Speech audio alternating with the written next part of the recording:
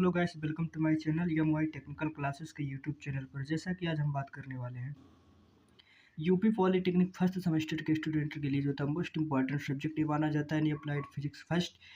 इसके पहले क्या है दोस्तों, हम लोगों ने एक चैप्टर यानी यूनिट फर्स्ट जो होता है यूनिट एंड डायमेंशन को कंप्लीट कर चुका हूँ। अगर अभी तक आप लोगों ने वो वीडियो को नहीं देखा है तो इस वीडियो के डिस्क्रिप्शन लिंक में उस वीडियो का दोस्तों लिंक दे देंगे, यहाँ से देख लीजिएगा, नहीं तो प्लेलिस्ट बना दिया गया है। तो आज हम लोग बात करेंगे चैप्टर 2 यानी यूनिट 2 के बारे में जो था फोर्स एंड डायमेंशन का। आज हम लोग का लेक्चर नंबर 6 होने वाला है। इसके पहले भी हम लोगों ने 5 लेक्चर कंप्लीट कर चुका है, आप लोग जाके वहाँ से देख लीजिएगा। तो जैसे कि दोस्तों अगर आप चैनल पर नए हैं तो प्लीज़ चैनल को सब्सक्राइब कर लीजिए और बेल आइकन का बटन जरूर दबाइएगा, जिससे कि हमारा आने वाला नेक्स्ट वीडियो का नोटिफिकेशन आप तक तुरंत पहुँचे। तो दोस्तों एकदम पूरा बेसिक से चलते हैं हम, जीरो से हीरो लेवल तक ले चलेंगे आप लोग को। बस आप लोग से इतना ही कहूँगा कि वीडियो पे लेके शुरू से लेके एंड तक वीडियो पर बने रहिएगा। तो चलिए अभी स्टार्ट करते हैं बिना देरी किए हुए। तो जैसे कि दोस्तों फर्स्ट सेमेस्टर का अप्लाइड फिजिक्स देखेंगे, थोड़ा सिलेबस के बारे में डिस्कशन कर लेते हैं दोस्तों। जैसे कि हम लोगों ने स्केलर एंड वेक्टर क्वांटिटी तो खलास कर चुका है, इसको भी खलास कर चुका हूँ। एडिशन एंड सब्ट्रैक्शन इसको भी खलास चुका हूँ दोस्तों। कल इसका लेक्चर हुआ था रेजुलेशन ऑफ वेक्टर। दोस्तों आज हम लोग बात करने वाले हैं यानी 2.4 यूनिट को, यानी फोर्स। इसमें देखेंगे फोर्स, मोमेंटम जो होता है, statement of conservation of linear momentum, it's देखेंगे, ठीक है दोस्तों। और अप्लीकेशन सच एज जो होता है दोस्तों रिकॉल ऑफ गेन देखेंगे, तो ठीक है दोस्तों। उम्मीद करता हूँ इतना आप लोग को समझ में आएगा। तो आज इसी के बारे में हम लोग बात करेंगे। तो चलिए अभी स्टार्ट करते हैं।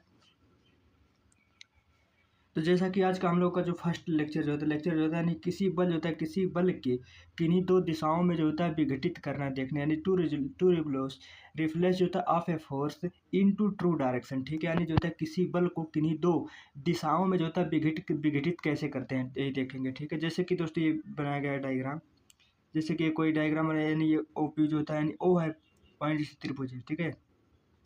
एक डायरेक्शन ए हो गया बी वाला, एक डायरेक्शन ए हो गया, ठीक है। उसके बाद यहाँ से परपेंडिकुलर इसके सी पे और डी तक करते हैं। उसके बाद जो बीच में इसका जो होता है परपेंडिकुलर डालते हैं दोस्तों, इसे कहते हैं आर त्रिज्या कहते हैं, ठीक है। यानी चित्र में जो होता है, चित्र में एक बल जो होता है ज्ञात करना है, यानी हम लोग को क्या करना है दोस्तों, चित्र में जैसे चित्र में एक बल आर जो होता है, यानी चित्र में जो बल ये डायगोनल और आपको बल आर दिख रहा है, इसको हम लोग को ज्ञात करना है। और इस बल में जो होता है, इस बल को दो दी हुई जो होता है, इसको जो होता है दो दी हुई दिशाओं को जो होता है, जैसे कि एक दिशा हो गया ओ ए और एक दिशा हो गया ओ बी, ठीक है। इन्हीं के जो होता है संगठन यानी कंपोनेंट को हम लोग को ज्ञात करना है, यानी जो होता है ओ ए को और ओ बी के जो होता है कंपोनेंट को हम लोग को ज्ञात करना है, ठीक है। तो इसका इंग्लिश में डिफिनेशन यह कहता है, यानी इन द जो होता है in the figure of force R is known as the component जो होता है this force R to be found in जो होता है फाउंड इन ट्रू जो होता है गिवन डायरेक्शन ओ ए और ओ बी ज्ञात करना है। तो जैसे कि दोस्तों जो होता है हम लोग अगर साइन रूल लगाएंगे यानी जा जो होता है नियम को लगाएंगे, तो इसमें फार्मूला होता है दोस्तों जो होता है डेल्टा ओ ए और बी, ठीक है, नहीं सॉरी ओ और सी जो होता है, जैसे ओ बी, उसके बाद इसके बारे में याद करेंगे ना दोस्तों हम लोगों ने, ठीक है।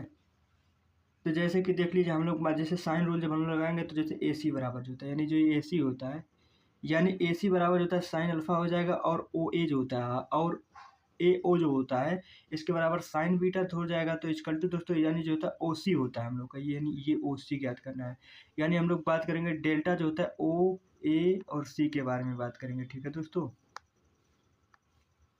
इसी को हम लोग को फाइंड करना है, यानी ओ ए और सी के बारे में फाइंड करना है। तो इसका जो होता है डिवाइड बाई जो होता है sine 180 minus alpha plus beta जो होता है गामा अल्फा प्लस बीटा हो जाएगा। इसको समीकरण फर्स्ट मानेंगे, ठीक है।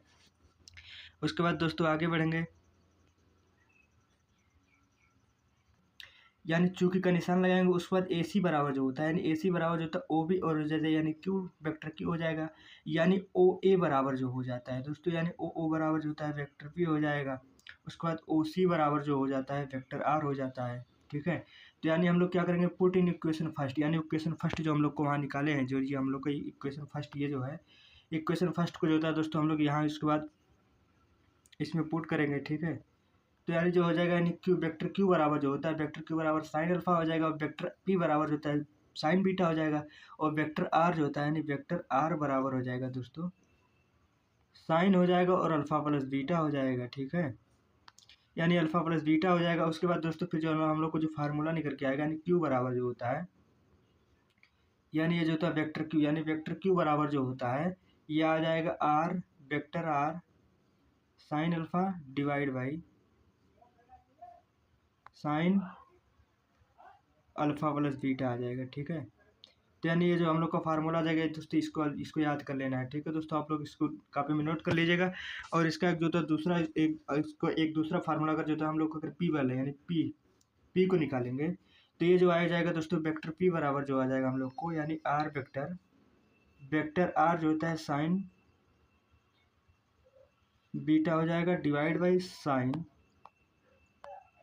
अल्फा प्लस बीटा हो जाएगा। ठीक है दोस्तों, तो क्या करना है हम लोग को उसके बाद ये वाला, तो ये दो फार्मूला दोस्तों मोस्ट इंपॉर्टेंट है, इसको आप लोग जरूर याद कर नोट कर लीजिएगा। उम्मीद करता हूँ इतना आप लोग को समझ में आ गया होगा। तो चलिए अब आगे स्टार्ट बढ़ते हैं।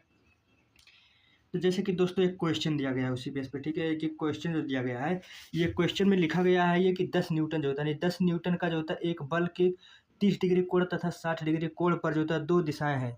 ठीक है, उसमें जो होता है संगठन एक कंपोनेंट ज्ञात करना है, दो दिशाएं, एक 30 डिग्री पर है एक 60 डिग्री पर है, उसके बीच का हम लोग को कोण ज्ञात करना है।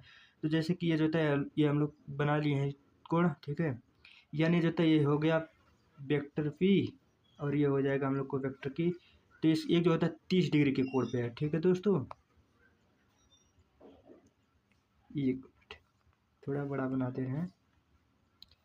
जैसे कि दोस्तों हम लोग को इसे त्रिभुज बना दिए हैं। ठीक है, तो इसमें जो होता है एक जो होता है यानी ये वेक्टर क्यू है और ये जो होता है वेक्टर पी है। तो इसके बीच में जो होता है एक 30 डिग्री का कोण बनाता है, ये एक जो होता है 30 डिग्री का कोण बनाएगा और एक जो होता है 60 डिग्री का कोण बनाएगा। ठीक है, और इसमें जो होता है 10 न्यूटन का जो होता है दोस्तों 10 न्यूटन का फोर्स लगा हुआ है। तो जैसे कि पहले हम लोग गिवन क्या इसमें क्या क्या दिया है पहले उसको हम लोग दिया गया है गिवन डाटा में लिख देंगे। ठीक है, जैसे कि 10 न्यूटन फोर्स जो होता है 10 न्यूटन का एक बल है जो 30 डिग्री और 60 डिग्री के कोण पर दो जो होता है दो दिशाओं में जो होता है कंपोनेंट ज्ञात करना है। तो जैसे हम लोग को एफ दिया है 10 न्यूटन, उसके बाद अल्फा जो दिया है 30 डिग्री दिया है और बीटा दिया है 60 डिग्री।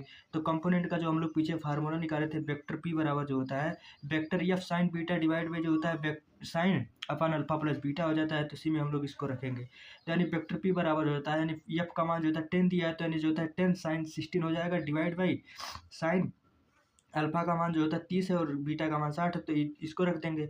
उसके बाद ये दोस्तों हम लोग को आ जाएगा यानी 10 into under root 3 divide by to.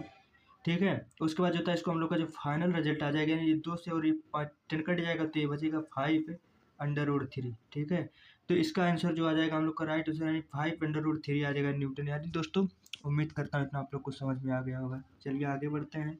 अगर क्यू पे इसी को हम लोग को ज्ञात करना है, अगर यही क्वेश्चन को अगर दूसरा फार्मूला क्या होता है क्यू बराबर जो था क्यू बराबर F sine alpha divide by sine alpha plus beta. तो क्यू बराबर जैसे इसको एफ का मान 10 दिया है तो यानी जो होता है ये 10 साइन 30 हो गया और divide by sine alpha plus beta का मान लिखना है तो अल्फा जो होता है 30 है और बीटा 60 है। तो यानी ये जो हो जाएगा 10 इंटू जो तो यानी साइन का मान होता है साइन 90 का मान होता है 1/2। तो 1/2 को जो 1/2 आ गया तो यानी 2 से 10 कट जाएगा तो ये बचेगा सिर्फ 5 न्यूटन। तो इसका राइट आंसर आ जाएगा 5 न्यूटन। ठीक है दोस्तों, उम्मीद करता हूँ इतना आप लोग को समझ में आ गया होगा। चलिए आगे बात करते हैं दोस्तों न्यूटन जो था न्यूटन के गति के नियम यानी न्यूटन लॉ ऑफ मोशन। दोस्तों मोस्ट इंपॉर्टेंट है ये आपके एग्जाम के पॉइंट ऑफ व्यू से मोस्ट इंपॉर्टेंट क्वेश्चन है यानी न्यूटन के गति का नियम क्या होता है, मोस्ट इंपॉर्टेंट क्वेश्चन है, इसको आप लोग जरूर नोट करिएगा दोस्तों। यानी जैसे न्यूटन के गति के नियम का क्या होता है न्यूटन के गति के नियम जो होता है न्यूटन के गति के जो होता है 3 नियम इस प्रकार है यानी न्यूटन लॉ जो होता है दोस्तों 3 जो होता है न्यूटन लॉ जो होता है 3 लॉ ऑफ मोशन जो होता है और फॉलोइंग होता है। जैसे इसका फर्स्ट लॉ क्या कहता है न्यूटन का फर्स्ट लॉ, न्यूटन का दोस्तों 3 लॉ होता है। ठीक है, तो न्यूटन का फर्स्ट लॉ क्या कहता है इसमें जो होता है जड़त्व का नियम होता है, इसे लॉ ऑफ इनर्शिया भी कहा जाता है। फर्स्ट लॉ को लॉ ऑफ इनर्शिया कहा जाता है नहीं जड़त्व का नियम होता है। तो इसका डिफिनेशन फर्स्ट लॉ का यह कहता है कि यदि किसी पिंड को जो होता है विराम अवस्था यानी यदि कोई पिंड विराम अवस्था में रेस्ट में है तो वह विराम अवस्था में ही रहेगी और एक समान गति जो होता है एक समान गति करता हुआ पिंड तब तक जो होता है एक सामने जो होता है यानी एक सामना जो होता है एक सामने जो होता है गति करेगा और जब तक कि उस पर कोई बाह्य बल ना लगाया जाए।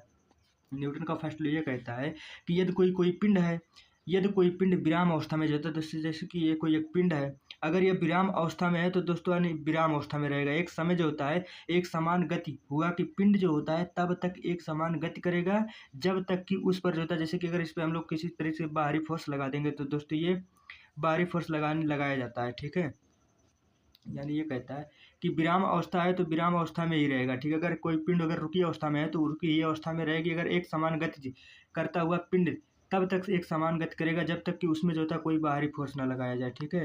उम्मीद करता हूँ इतना आप लोग को समझ में आ गया होगा। तो चलिए आगे बढ़ते हैं। इसका एक पॉइंट और दिया गया, यदि वस्तु की जो होता है जड़त्वा, यदि वस्तु की जड़त्वा भी जो होता है इसे जड़त्वा भी कहते हैं, अतः यह न्यूटन के प्रथम नियम और जड़त्वा का नियम भी इसे कहा जाता है। यानी इसे जो होता है न्यूटन का नियम या जड़त्वा का नियम भी कहा जाता है, ठीक है दोस्तों। आगे बढ़ते हैं, सेकंड लॉ देख लेते हैं। Second law of थर्मोडाइन, second law का सेकंड लॉ गति का सेकंड द्वितीय नियम क्या होता है?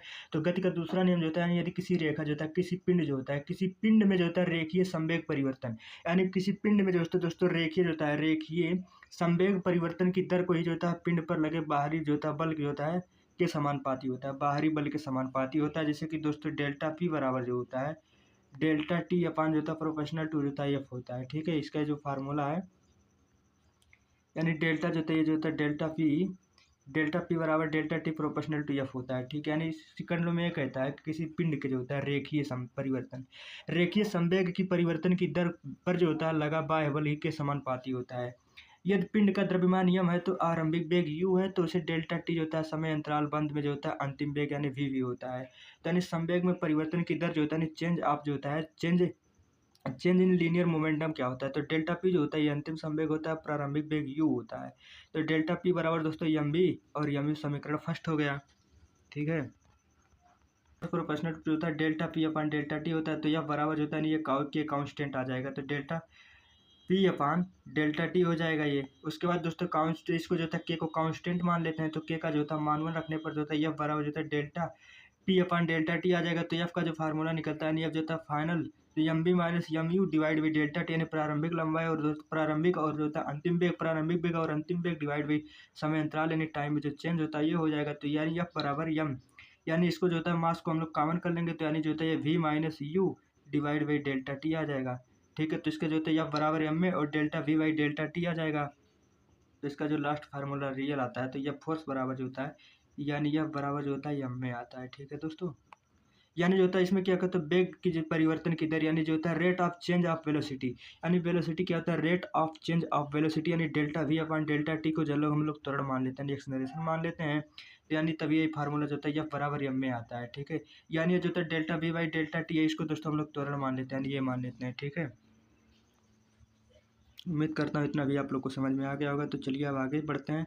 तो जैसे कि दोस्तों ये जो होता है एफ बराबर ए एम में होता है, यानी किसी पिंड जो होता है यानी किसी पिंड पर लगाया गया वास्तविक जो होता है लगाया वास्तविक बल पिंड के द्रव्यमान यानी मास तथा उत्पन्न जो होता है त्वरण यानी जो होता है एक्सेलरेशन के गुणनफल के बराबर होता है। अगर यदि किसी पिंड पर जो होता है बल लगाने पर तो उसका जो होता है मास जो होता है यानी उसका मास जो होता है उसके उसमें उत्पन्न जो होता है यानी मास में जो होता है त्वरण उत्पन्न होता है उसके जो होता है गुणनफल के बराबर होता है, ठीक है। उसी आगे बढ़ते हैं।